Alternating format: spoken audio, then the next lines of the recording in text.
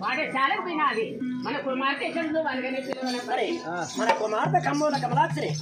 అలాగనే మన కుమార్తె పాఠశాల నుంచి ఆ యొక్క ఏకంగా ఎక్కడ వస్తున్నారు